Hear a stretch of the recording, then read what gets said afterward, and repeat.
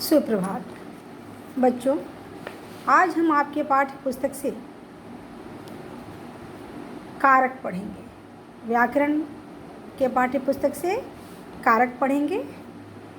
कारक संज्ञा या सर्वनाम पदों का जो रूप, उनका संबंध क्रिया के साथ बताता है, उसे कारक कहते हैं। कारक का शाब्दिक अर्थ है करने वाला, अर्थात क्रिया को पूरा करने में योगदान देने वाला। जैसे माँ चाकू से फल काट रही है, तो इसमें से जो है वो कारक चिन्ह है। इन कारक चिन्हों को परसर्ग भी कहा जाता है। तो कारक की परिभाषा हम लिखेंगे कि संज्ञा या सर्वनाम के जिस रूप से उसका संबंध वाक्य में क्रिया के साथ जाना जाए, उसे कारक कहते हैं। कारक के मुख्यतः 8 भेद होते हैं: कर्ता कारक, कर्म कारक, करण कारक, संप्रदान कारक, आपादान कारक, संबंध कारक, अधिकरण कारक और संबोधन कारक। कर्ता कारक, कर्ता यानी करने वाला। वाक्य में जिसके द्वारा क्रिया की जाती है या हो रही होती है, वह कर्ता कारक कहलाता है। कर्ता कारक का चिन्ह ने होता है। जैसे शिक्षक ने पाठ पढ़ाया, बच्चे ने खाना खाया, शिक्षक पाठ पढ़ाता है। तो इन वाक्यों में ने परसर्ग का प्रयोग हुआ है। और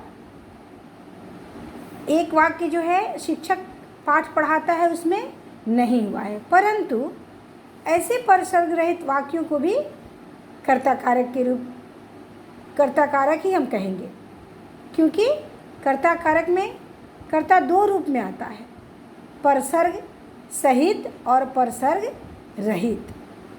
तो ये हमने जाना कि कर्ता कारक। अब हम जानेंगे कर्म कारक। कर्म कारक जानेंगे तो संज्ञा या सर्वनाम के जिस पद पर क्रिया का प्रभाव पड़ता है, उसे हम कर्म कारक कहते हैं। और इसका परसर्ग को होता है। जैसे राजा ने चोर को दंड दिया, पुलिस ने अपराधी को पकड़ लिया। अब जब हम ये वाक्य बोल रहे हैं, तो इन वाक्य में चोर और अपराधी कर्म कारक हैं, और इसमें दंड दिया, पकड़ लिया, ये सब क्या हैं? क्रियाएं हैं, जिनका प्रभाव चोर पर, अपराधी पर पड़ता है। अतः ये कर्म कारक है। अब हम जानेंगे कि करण कारक किसे कहते हैं। करण कारक, करण कारक का अर्थ होता है साधन या माध्यम। तो क्रिया के करने अथवा होने के साधन या माध्यम बनाने वाले संज्ञा अथवा सर्वनाम पद करण कारक कहलाते हैं। और इसका परसर्ग से होता है, के द्वारा होता है। जैसे बच्ची गुड़िया से खेलती है, और कंस कृष्ण के द्वारा मारा गया। तो इसमें खेलने का साधन क्या है? गुड़िया है। और मारने का साधन किसके द्वारा? कृष्ण के द्वारा। तो ये पद ही करण कारक है। अब हम जानेंगे कि संप्रदान कारक किसे कहते हैं। संप्रदान कारक, संप्रदान का अर्थ होता है किसी को कुछ देना या प्रदान करना। जब वाक्य में कर्ता द्वारा कुछ क्रिया की जाती है या कुछ दिया जाता है, तो उस क्रिया के करने वाले अथवा देने वाले सर्वनाम पदों के रूप को प्रकट करने वाला शब्द संप्रदान कारक कहलाता है और इसका प्रसर्ग के लिए होता है। क्या होता है? के लिए। अब जैसे पिताजी ने कार्तिक को नया पेन दिया, अब इसमें कुछ न कुछ देने का भाव है, तो यह कौन सा कारक है? ये है अपना संप्रदान कारक। अब आएगा आपादान कारक। संज्ञा या सर्वनाम के जिस रूप से अलग होने का भाव प्रकट होता है वह होता है आपादान कारक और इसका भी प्रसर्ग से होता है। जैसे स्टेशन से गाड़ी छूट गई, पहाड़ से झरना बहा, तो इसमें क्या हो रहा है? स्टेशन से गाड़ी अलग हो रही है, झरना पहाड़ से अलग हो रहा है। इसमें घृणा का भाव भी आता है, तुलना का भाव भी आता है। जैसे लक्ष्मण राम से छोटे थे, मुझे गंदगी से घृणा है, तो ये सारे जो है आपादान कारक के अंतर्गत आते हैं। अब संबंध कारक किसे कहते हैं? तो वाक्य में संज्ञा अथवा सर्वनाम के जिस रूप से उसका किसी दूसरे के साथ संबंध का ज्ञान हो वही संबंध कारक कहलाता है। इसका प्रसर्ग का, के, की, रा, रे, री, ना, ने, नी आदि सब होता है। जैसे तुम्हारे दादाजी आ गए हैं, हमने अपना काम कर लिया है, मेरी माँ ने सबको बुलाया है।